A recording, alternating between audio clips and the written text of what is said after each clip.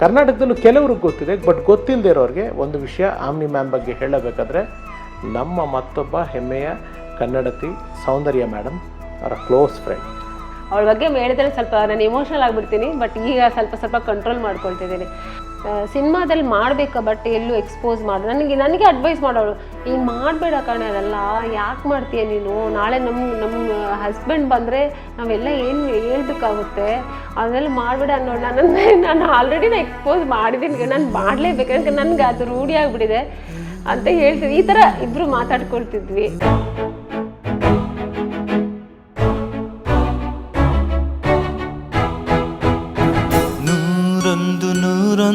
ನೆನಪು. ಇಷ್ಟೆಲ್ಲ ನಿಮ್ಮದು ಸಿನಿಮಾ ಜರ್ನಿ ನಡೀತಾ ಇರಬೇಕಾದ್ರೆ ನಮ್ಮ ಕನ್ನಡಕ್ಕೆ ಬರೋಕ್ಕೆ ಸ್ವಲ್ಪ ಟೈಮ್ ಆಯಿತು. ಯಾಕೆಂದರೆ ನೀವು ಬೆಳೆದಿರೋ ಊರು, ಅದರಲ್ಲೂ ನಮ್ಮ ದಾದಾ ಸಿನಿಮಾ ಮೂಲಕ, ಅಪ್ಪಾಜಿ ಮೂಲಕ ಬಂದ್ರಿ. ಅಂದರೆ ನಿಮ್ಮ ಹಾಡು ಇವತ್ತಿಗೂ ನಿಮ್ಮ ಹಾಡುಗಳ ಸೂಪರ್ ಡೂಪರ್ ಹಿಟ್. ಈಗಲೂ ಕನ್ನಡದವ್ರು ಯಾರಾದ್ರೆ ನೀವು ಕನ್ನಡದಲ್ಲಿ ಮಾಡಿದ್ದೀರಂತ, ಹೌದು ಯಾವ ಮೂವಿ ಅಂದರೆ ಅಪ್ಪಾಜಿ ಇದ್ರೆ ಅಪ್ಪಾಜಿನ ಅಂತಾರೆ, ಏನೇ ಕನ್ನಡತಿ ಸಾಂಗ್ ನೋಡಿದ್ರ ಅದು ನೀವಾ ಅಂತಾರೆ, ನೀವಾ ಮೇಡಮ್ ಅಂತಾರೆ. ಅಂದ್ರೆ ಆ ಸಾಂಗ್ ಎಲ್ಲರಿಗೂ ಗೊತ್ತು. ಅದು ಆಮೇಲೆ ಯಾವ ದೇವಶಿಲ್ಪಿ ಕಡೆದೂ ಹೌದು, ಅದು ನಿಮ್ಮ ಬ್ಯೂಟಿಗೆ ಹಂಗೆ ವರ್ಣಿಸ್ದಂಗಿದೆ ವಿಷ್ಣು ಸರ್ ಹಾಡನ್ನ. Super song, super film. Vishnu sir ಬಗ್ಗೆ ಕೆಲವು ಮಾತುಗಳು, ಆ memories. Such A wonderful person sir ಅವರು. ನನಗೆ ಚಿಕ್ಕ ವಯಸ್ಸಿನ ಅವ್ರ ಸಿನಿಮಾದಲ್ಲಿ ನೋಡಿದ್ದೀನಲ್ಲ ನಾನು, ಬಟ್ ಅವ್ರ ಜೊತೆ ಮಾಡ್ತೀನಿ ಅಂತ ನಾನು ಕನ್ಸಲ್ಲೂ ಅಂದ್ಕೊಂಡಿರ್ಲಿಲ್ಲ.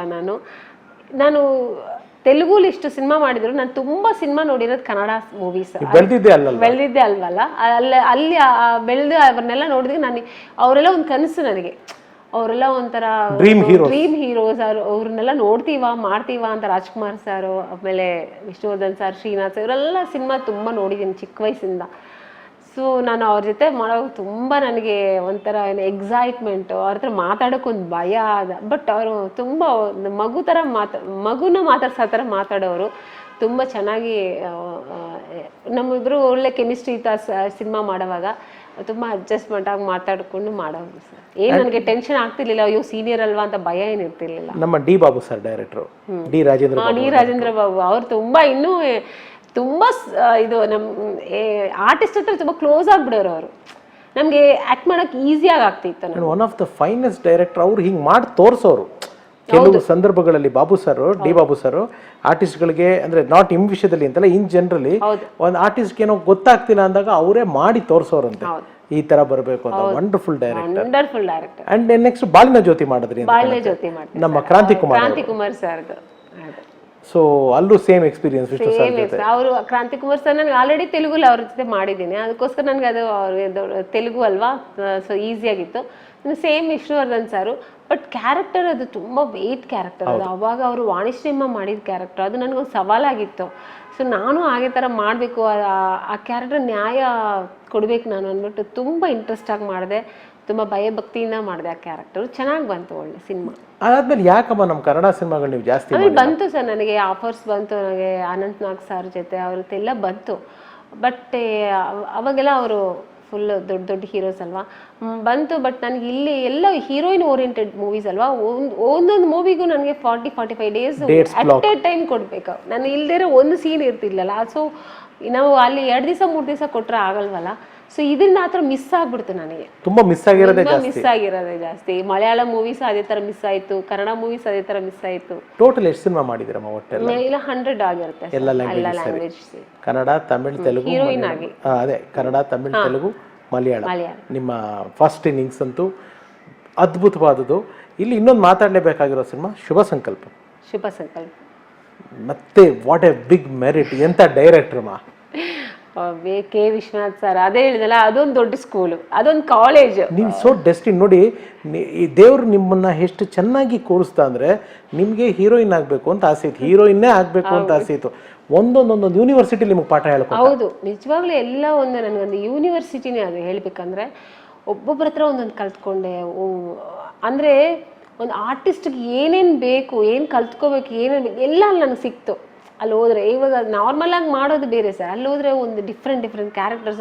ಕಮಲ್ ಹಾಸನ್ ಸರ್ ಜೊತೆ ಕಾಂಬಿನೇಷನ್, ಅದು ಬಾಲು ಸರ್ ಪ್ರೊಡ್ಯೂಸರ್, ಅದಲ್ಲ SP ಬಾಲಸುಬ್ರಹ್ಮಣ್ಯಂ ಅವರು ಪ್ರೊಡ್ಯೂಸರ್. ಸೊ ಅವ್ರು ಮೂರು ಜನ ಕಾಂಬಿನೇಷನ್ ಮಾಡೋವಾಗ ನನಗೆ ನಿಜವಾಗ್ಲೂ ಹೇಳ್ದಂಗೆ ಒಂದು ದೊಡ್ಡ ಯೂನಿವರ್ಸಿಟಿಲಿ ಹೋಗಿ ಓದ್ದಂಗೆ ಇತ್ತು ನನಗೆ. ತುಂಬ ವಿಷಯ ಕಲ್ತ್ಕೊಂಡೆ ನಾನು. ಅದರಲ್ಲೂ ನನಗೆ ಅವಾರ್ಡ್ ಬಂತು. ಅದರಲ್ಲೂ ಕಮಲ್ ಸರ್ ಜೊತೆ ಫಸ್ಟ್ ಟೈಮ್ ಮೀಟಿಂಗ್ ಹೇಗೆ, ಏನು ಸೀನ್ ಮಾಡಿದ್ರಿ? ಆದರೆ ಫಸ್ಟ್ ಡೇನೇ ನಡುಗ್ಬಿಟ್ಟಿದ್ದೆ ಸರ್, ಯಾಕಂದ್ರೆ ಎಲ್ಲ ದೊಡ್ಡ ದೊಡ್ಡ. ನಾನು ಇನ್ನೊಂದು ಕೇಳ್ಪಟ್ಟೆ, ನಿಜವಾಗ್ಲೂ ಹೊಡೆದ್ಬಿಟ್ಟಿದ್ರಂತೆ ಕಮಲ್ ಸರ್ ನೀವು? ಅದು ಒಂದು ಸೀನ್ ಅದ್ರಲ್ಲಿ ಬಂದಾಗ ಹೊಡಿಯಮ್ಮ ಅವನಿಗೆ ಅಂತ ಅವ್ರು ಹೇಳ್ತಾರೆ ಡೈರೆಕ್ಟರ್ ಸರ್. ಹೊಡೆದಾಗ ನಾನು ಏನು ಮಾಡಿದೆ, ಭಯ ನನಗೆ ಚೆನ್ನಾಗಿ ಮಾಡಬೇಕಲ್ಲ ಅಂದ್ಬಿಟ್ಟು ನಾನು ನಿಜವಾಗ್ಲೂ ಹೊಡೆದ್ಬಿಟ್ಟಿದ್ದೆ. ಸಾರ್ ಏನು ಹೇಳಲಿಲ್ಲ. ಆಮೇಲೆ ಆ ಶಾರ್ಟ್ ಆದಮೇಲೆ ಪಕ್ಕಕ್ಕೆ ಶಾರ್ಟ್ ಓಕೆ ಆಗ್ಬಿಡ್ತಾವೆ, ಪಕ್ಕಕ್ಕೆ ಕರೆದು ಹೊಡಿಬೇಕು ಅಂದರೆ ನಿಜವಾಗ್ಲೂ ಹೊಡಿಬಾರ್ದಮ್ಮ, ಆ್ಯಕ್ಟ್ ಮಾಡಬೇಕಮ್ಮ, ಇಲ್ಲಿ ನೋಡು ಬರೇ ಬಂದ್ಬಿಟ್ಟಿದೆ ಅಂದರು. ಸರ್ ನನಗೆ ಸ್ವಲ್ಪ ಭಯ ಸರ್, ಅದಕ್ಕೋಸ್ಕರ ಹೊಡೆದ್ಬಿಟ್ಟೆ ಅಂದೆ. ಅವಾಗಿಂದ ಸ್ವಲ್ಪ ಆ ಥರ ಸ್ವಲ್ಪ ನೋಡ್ಕೊಂಡು ಮಾಡೋದು. ಸೊ ಕಮಲ್ ಸರ್ನ ನೋಡಿದಾಗ ಆ ಮೂಮೆಂಟ್ ಅಂದರೆ ಎಂಥವ್ರಿಗೇ ಆಗಲಿ ಕಮಲ್ ಅವ್ರ ಜೊತೆ ಸ್ಕ್ರೀನ್ ಶೇರ್ ಮಾಡ್ತೀರಂದರೆ one of the biggest merit. So ಹೇಗಿತ್ತು ನಿಮ್ಮ ಆ ಟೈಮ್, ಹೇಗಿತ್ತು?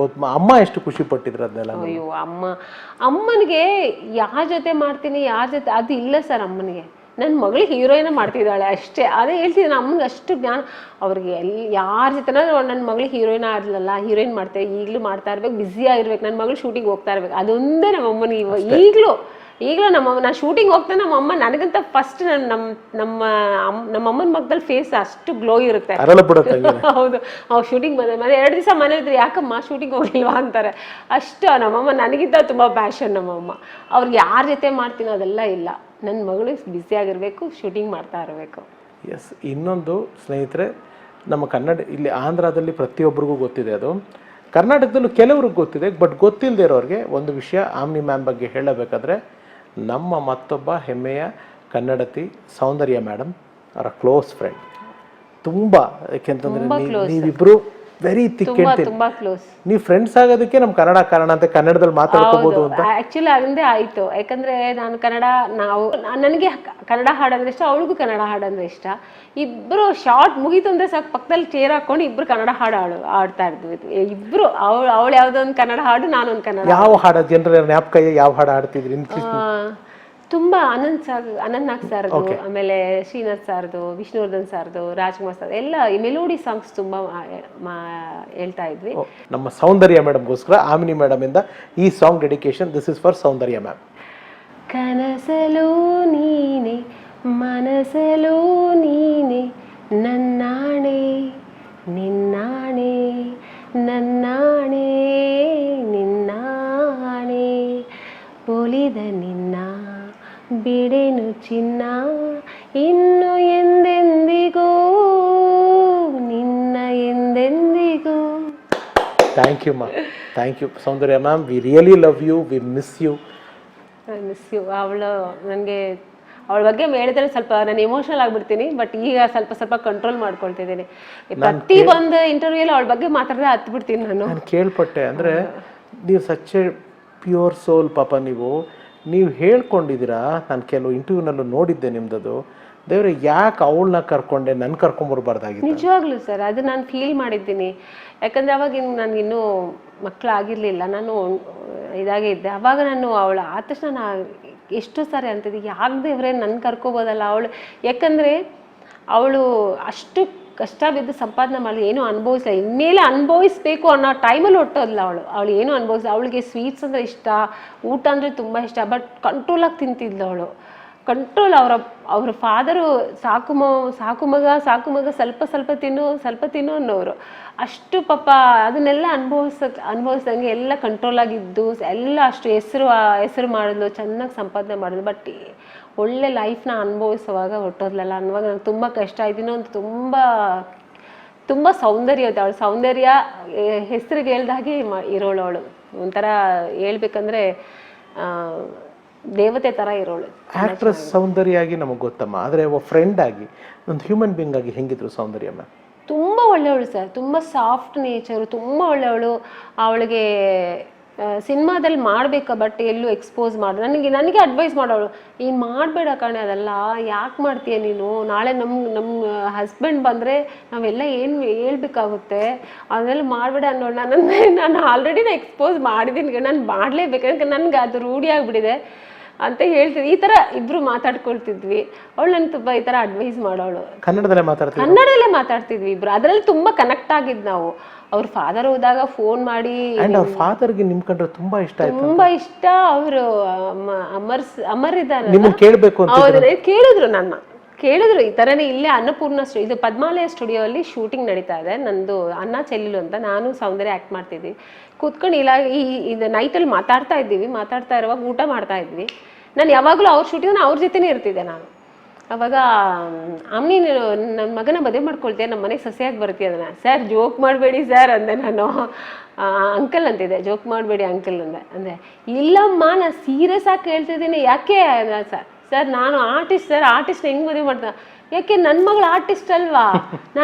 ನಾನು ಅದೆಲ್ಲ ಇಲ್ಲ, ಅದಕ್ಕೋಸ್ಕರನೇ ಕೇಳ್ತಾ ಇರೋದು. ನೀನು ನನ್ನ ಮಗಳ ಹತ್ರ ಎಷ್ಟು ಕ್ಲೋಸ್ ಆಗಿದ್ದೀಯಾ, ನಮ್ಮ ಮನೆಗೆ ನೀನು ಸೊಸೆಯಾಗಿ ಬಂದರೆ ಚೆನ್ನಾಗಿರ್ತೀಯಾ ನಮ್ಮ ಹತ್ರ ಎಲ್ಲ, ನೀವು ಅಂತ ಹೇಳೋ ಅಂದ್ರೆ ನನಗೆ ಏನು ಅರ್ಥ ಆಗಲ್ಲ. ಇಬ್ಬರು ನೀನು ಸೀರಿಯಸ್ ಆಗಿ ಕೇಳ್ತಿದ್ದಾರಾ ಏನು ಅಂತ.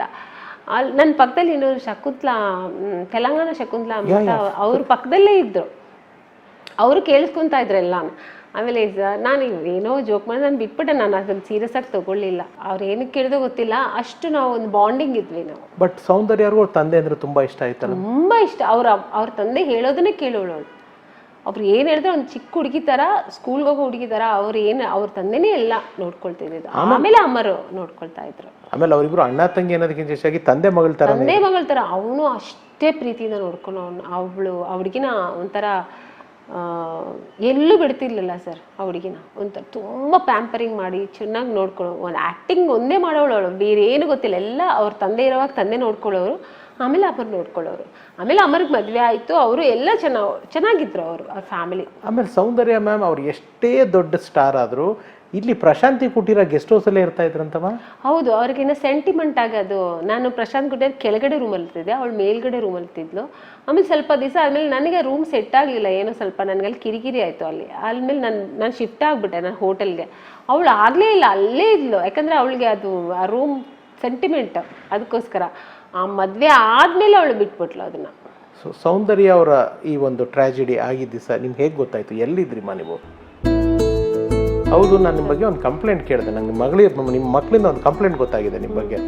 ಅಮ್ಮ ನಮಗೆ ತುಂಬ ಸ್ಟ್ರಿಕ್ಟ್ ಮಾಡ್ತಾರೆ, ಸ್ವಿಮ್ಮಿಂಗ್ ಹೋಗು, ಕ್ಲಾಸ್ ಹೋಮ್ವರ್ಕ್ ಮಾಡು ಅಂತ. ಹೌದು, ನಾನಿದ್ರೆ ಅವ್ರಿಗೆಲ್ಲ ಹೇಳ್ತೀನಿ ಸರ್. ಅವಳು ನನ್ನ ಮಗಳು, ನೀನು ಮದರಾ ನೀನು ಯಾವಾಗಲೂ ಬೈತಾ ಇರ್ತೀಯ ನೀನು ಎಲ್ಲ ನೋಡು ಅಲ್ಲಿ ಎಲ್ಲ ಮಕ್ಕಳು ಎಷ್ಟು ಮುದ್ದು ಮಾಡ್ತಾರೆ